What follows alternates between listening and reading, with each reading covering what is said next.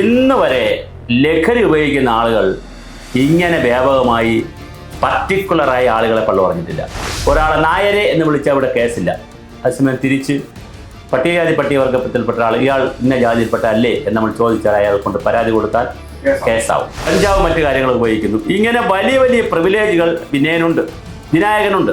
അപർണയെ നിനക്കുള്ള ഞാൻ നാളെ തരുന്നുണ്ട് എന്ന് വിചാരിച്ച് പറഞ്ഞിട്ട് പിറ്റേ ദിവസം മുഴുവൻ തെറിയാണ്. അപ്പോൾ ആ സാജനെ പോലെയുള്ള ആളുകളെ അയാളുടെ 16 വയസ്സായ മകളെ കൂട്ടിച്ചേർത്ത്, ഭാര്യയെ കൂട്ടിച്ചേർത്ത്, ഭാര്യ അറിയപ്പെടുന്ന കായിക താരമാണ്. ഇയാൾക്ക് അമ്മയില്ലേ? ഒരമ്മയുടെ വയറ്റിൽ നിന്നല്ലേ ഇയാൾ വന്നത്? ഇയാൾക്ക് അച്ഛനില്ലേ? എന്തെങ്കിലും ആരെങ്കിലും പറഞ്ഞാൽ ഇവിടെ കിടന്ന് കാലിളക്കുന്ന ഈ സാംസ്കാരിക സമ്പന്ന നായകന്മാരെവിടെ?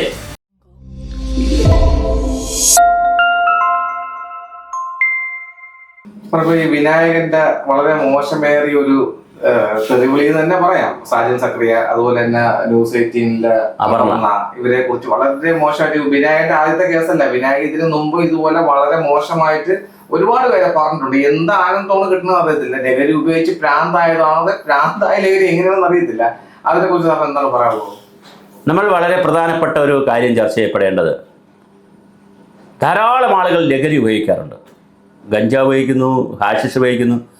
ഇന്ന് വരെ ലഹരി ഉപയോഗിക്കുന്ന ആളുകൾ ഇങ്ങനെ വ്യാപകമായി പർട്ടിക്കുലറായി ആളുകളെ പള്ളു പറഞ്ഞിട്ടില്ല. അവർ വസ്ത്രം ഉപേക്ഷിക്കാറുണ്ട്. ചിലപ്പോൾ പള്ളു പറയുകയാണെങ്കിൽ എല്ലാവരെയും പറയും, കാണുന്നവരെല്ലാം പള്ളു പറയും. അല്ലാതെ വളരെ സ്പെസിഫിക്കായി പർട്ടിക്കുലർ ആളുകളെ മാത്രം എന്നെ പള്ളു പറഞ്ഞാൽ ഞാൻ പള്ളു പറയുന്നു എന്നുള്ള എന്നൊരു ശൈലിയിലേക്ക് ഒന്നായിട്ട് അങ്ങനെയൊന്നും ആരും പറയാറില്ല. ഇത് വിനായകന് 2-3 അപ്പർ ഹാൻഡ് കിട്ടി. ഒന്ന്, ദളിത് സമുദായത്തിലാണ് ജനിച്ചത്, പട്ടികജാതി പട്ടികവിഭാഗത്തിലാണ് ജനിച്ചത്. സ്വാഭാവികമായിട്ട് നമ്മൾ ഒരാളെ നായരെ എന്ന് വിളിച്ചാൽ അവിടെ കേസില്ല.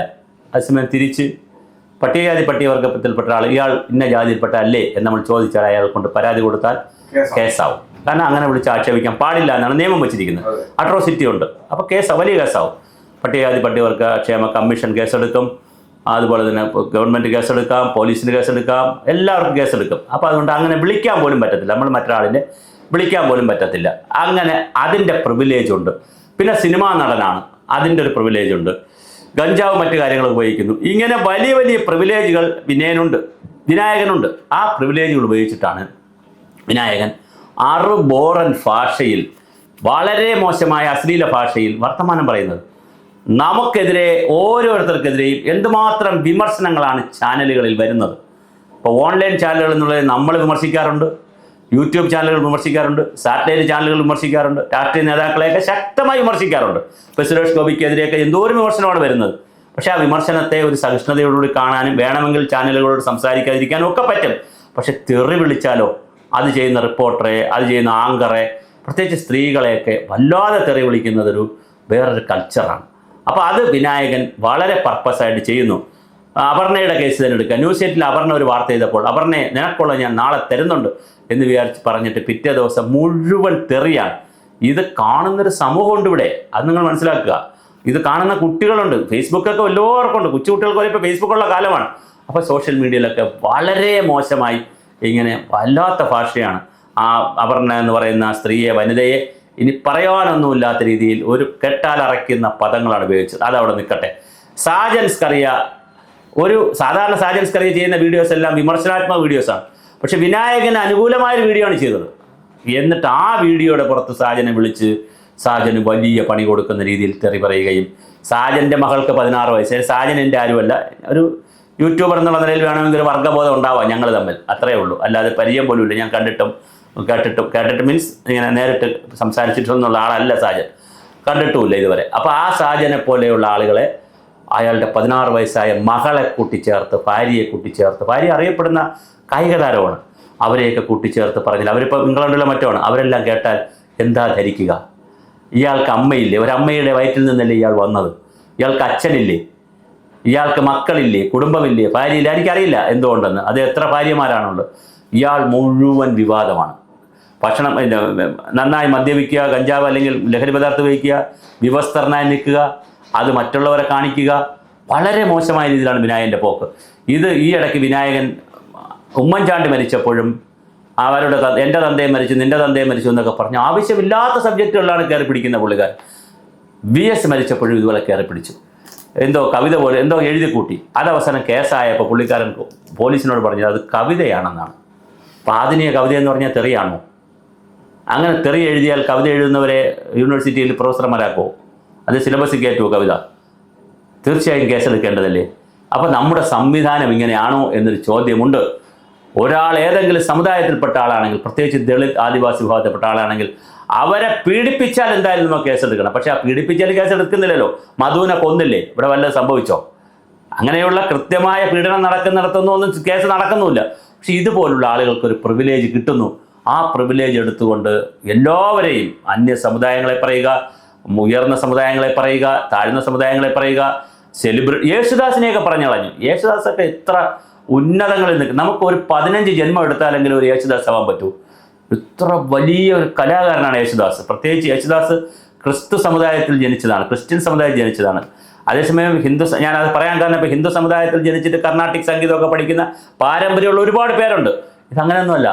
ക്രിസ്ത്യൻ സമുദായത്തിൽ ജനിച്ചിട്ട് ഒരു പാരമ്പര്യമില്ലാതിരുന്നിട്ട് ലോകം അറിയപ്പെടുന്ന ഗാനഗന്ധർവനെന്നാണ് നമ്മൾ പറയുന്നത്. അത്രയും മഹത്തായ വ്യക്തിത്വങ്ങളെ ഒരു നാലാംകിട ആളുകളെ തെരുവിലെ ആളുകളെ പറയും പോലെ, തെരുവ് കട്ടികളെ കല്ലെടുത്തെറിയുന്നത് പോലെ വളരെ മോശമായി പറഞ്ഞു കളഞ്ഞു.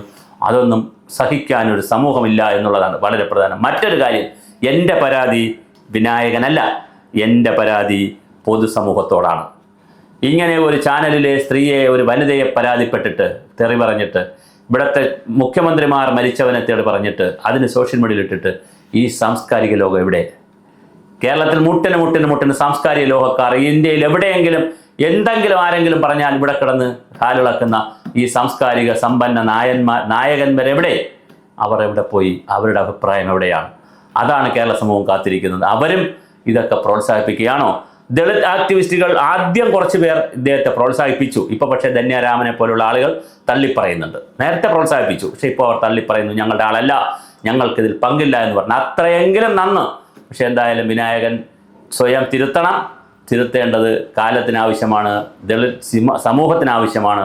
വിനായകൻ ഇങ്ങനെ പോകുന്നത് കൊണ്ട് വിനായകനും ഗുണമില്ല, സമൂഹത്തിനും ഗുണമില്ല. കേസും വഴക്കും വക്കാണവുമായി ജീവിതം തീർക്കാം എന്നുള്ളതല്ലാതെ മറ്റൊന്നും നേടാനില്ല.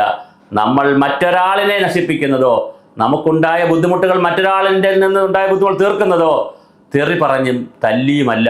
പ്രത്യേകിച്ച് അശ്ലീലം ചേർത്ത വളരെ വളരെ മോശമായിട്ടുള്ള, മാത്രമല്ല ഒരു വ്യക്തി ഒരു കാര്യം പറഞ്ഞാൽ ആ വ്യക്തിയെ പറയുന്നതിന് പകരം വ്യക്തിയുടെ കുടുംബത്തിലെ അംഗങ്ങൾ, സാജൻ്റെ മകൾ എന്ത് തെറ്റ് ചെയ്തു?